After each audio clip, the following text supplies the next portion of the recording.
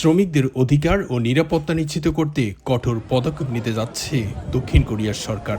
এখন থেকে যেসব নিয়োগকর্তা শ্রমিকদের বেতন বকেয়া রাখবেন অথবা কর্মস্থলে গুরুতর দুর্ঘটনার জন্য দায়ী হবেন, তারা নির্দিষ্ট সময়ের জন্য নতুন বিদেশি শ্রমিক নিয়োগ করতে পারবেন না।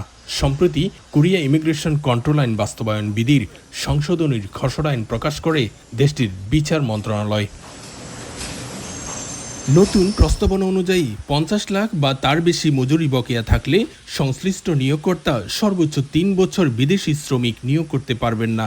এছাড়াও শ্রমিকের মৃত্যু বা গুরুতর শিল্প দুর্ঘটনার ক্ষেত্রে প্রতিষ্ঠানকে 1 থেকে 3 বছর পর্যন্ত বিদেশি শ্রমিক নিয়োগে নিষেধাজ্ঞার মুখে পড়তে হবে। বিদেশি শ্রমিকদের অধিকার ও নিরাপত্তা নিশ্চিত করতে সরকারের এই উদ্যোগকে স্বাগত জানিয়েছেন প্রবাসী বাংলাদেশিরা। আমরা প্রায় কোম্পানিতে ঠিকভাবে বেতন পাই না, তো এই সমস্যাগুলো আমাদের দৈনন্দিন হয়ে পড়ছে এখন। করোনা বা যে কোনো ভাইরাসের এগেইনস্টে ফাইট মানি ব্যাকট্রলের লেফট রাইট।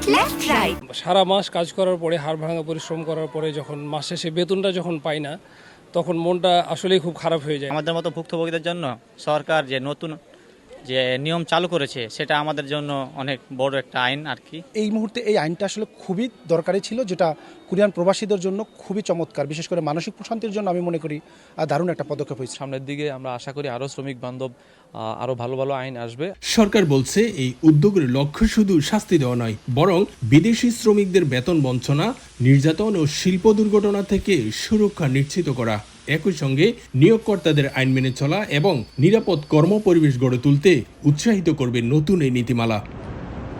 দক্ষিণ কোরিয়া থেকে মোহাম্মদ হানিফ, সময় সংবাদ।